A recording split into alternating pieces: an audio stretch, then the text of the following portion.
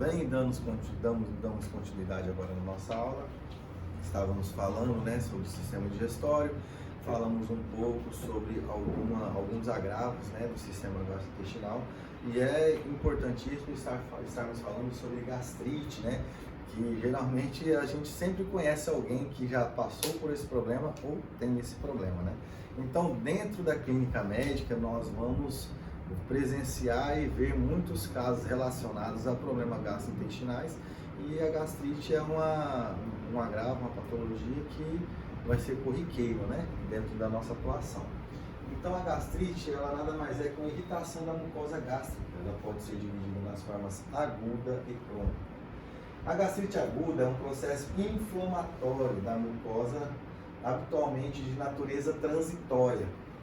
A inflamação pode ser acompanhada por hemorragia para dentro da mucosa, em circunstâncias mais graves por desprendimento da mucosa superficial.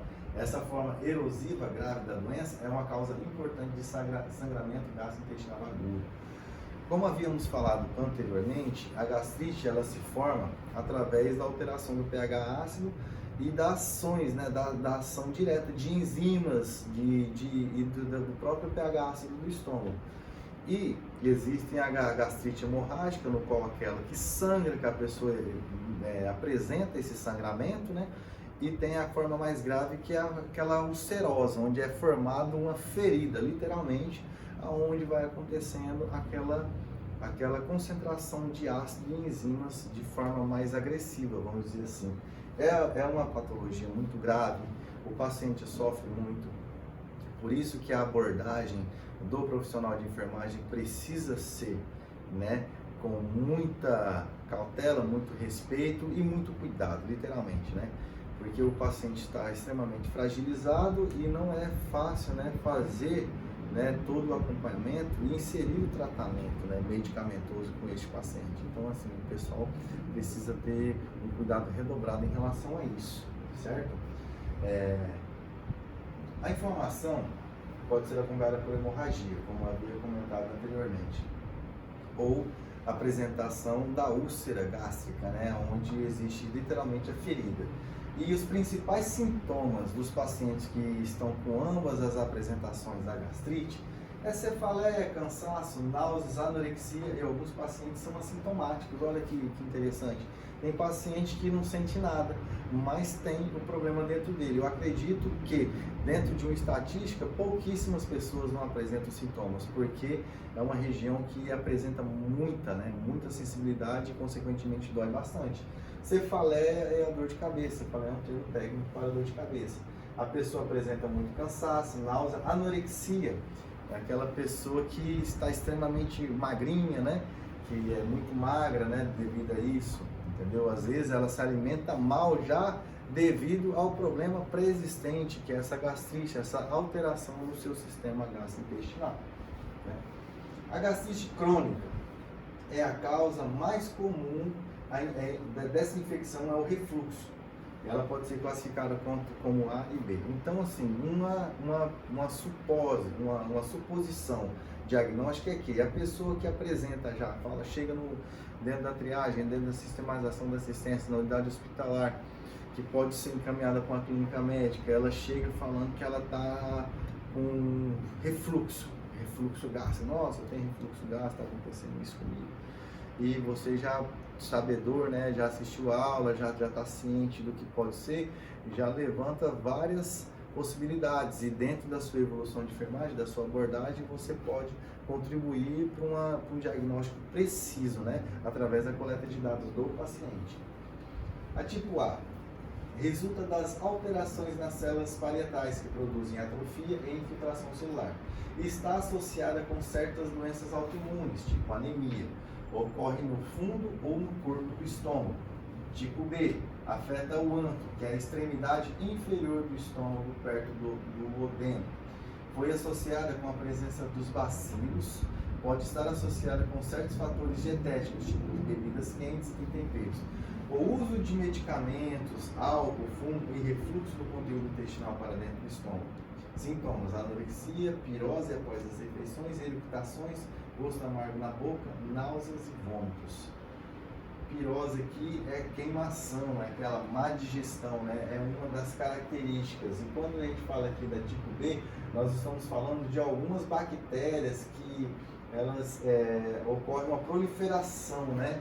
Uma proliferação doentia dessas bactérias dentro do nosso estômago e está associada também com a patologia. E quando nós falamos aqui de bebidas quentes, né? Tem muitas evidências e existem muitos casos, muitas incidências também de pessoas que fazem uso de chimarrão, né? De chimarrão, tem pessoas que apresentam, né? Com mais, vamos dizer assim, regularidade, esses sintomas aí de gastroenterite, de gastrite e dessas patologias gastrointestinais no qual estamos nos referindo aqui agora, certo? Cuidados específicos: ajudar a diminuir a ansiedade relacionada ao tratamento, apoio físico e emocional para o paciente lidar com sintomas que podem incluir náuseas, vômitos e fadiga. Por isso que eu citei aqui anteriormente, que é importantíssimo a abordagem do profissional de enfermagem com dedicação, com respeito a esse paciente, que é um paciente que apresenta, na maioria das vezes, muita sensibilidade em relação a isso e muita dor, né? Então, são situações constrangedoras, o paciente com muito vômito, muita náusea, muito fadigado. Então, assim, é um cuidado bem específico mesmo. Controlar a ingestão e excreção diárias de líquidos. Encorajar o paciente a parar de fumar.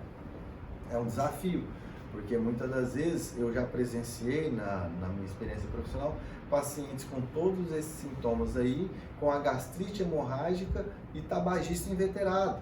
Ele dava um perdido na equipe, ele saía do leito dele, ia para fora e conseguia arrumar um cigarro com um ou outro que estava ali naquele setor, alguns outros pacientes que fumam, né, que estavam ali, e ele fumava e cuspia, escarrava o próprio sangue, né? Então, essa é uma característica também do paciente que é muito resistente ao tratamento. Muitas das vezes, todos os sintomas apontam que irremediavelmente ele precisa abandonar alguns hábitos, alguns comportamentos, mas a questão da dependência psíquica também do tabaco atrapalha muito. Então, por isso ressalta a importância da abordagem, né, da equipe de enfermagem com bastante, vamos dizer assim, cuidado e dedicação. Falando aqui também sobre orientar o paciente, reforçando a prescrição médica que deverá seguir em casa. Orientar o paciente a se alimentar em pequenas quantidades e várias vezes ao dia, portanto, ficar sem alimentação por mais de 3 horas seguidas. Alimentar-se com calma, mastigando bem os alimentos, o que facilita o esvaziamento gástrico e a digestão. Parece coisa assim de mãe ensinando para filho: filho, mastiga comida, mas se a criança não tem esse hábito desde pequeno, ela vai se tornar um adulto que possivelmente vai ter um problema gastrointestinal. Porque, convenhamos, você mastigando bem a comida, então todo o esforço e o desempenho do seu estômago, do seu sistema digestório, vamos dizer assim, a produção de suco gástrico, ela vai ser menor, porque o alimento já vai estar bem degradado e vai ser melhor absorvido. Agora, se a pessoa ela engole literalmente a comida e existem pedaços grandes, vai ser digerido. O nosso organismo ele é perfeito nisso. Porém, vai ocasionar algumas outras situações, e podendo ocasionar uma delas que é a própria gastrite, por estar forçando esse sistema gastrointestinal em relação a isso, né? Consumir bebidas alcoólicas com moderação, se possível evitar o consumo. O álcool nunca vai fazer bem. O álcool vai ser sempre uma molécula que o nosso fígado não reconhece. Então, sempre vai existir efeitos adversos em relação a isso. E levando em consideração que o álcool também agride muito essa mucosa, tanto o esôfago quanto essa região gastrointestinal, que pode já estar afetada por alguma outra patologia. O consumo de café também e outras bebidas que contenham cafeína não é contraindicado, mas é importante evitar o excesso. E cuidar da higiene pessoal dos alimentos para reduzir a transmissão dos agentes infecciosos. Cuidar da higiene pessoal e da higiene dos alimentos, porque a mão é o maior vetor de contaminação que existe. Então, se eu pego um alimento, não lavei as minhas mãos antes, né, como é orientado, não lavei o alimento e levo esse alimento à boca, provavelmente vai acontecer um foco infeccioso e eu vou estar vulnerável a essa situação. Por isso que é tão importante salientarmos também, como profissionais de enfermagem, a importância da higiene pessoal e a higiene dos alimentos.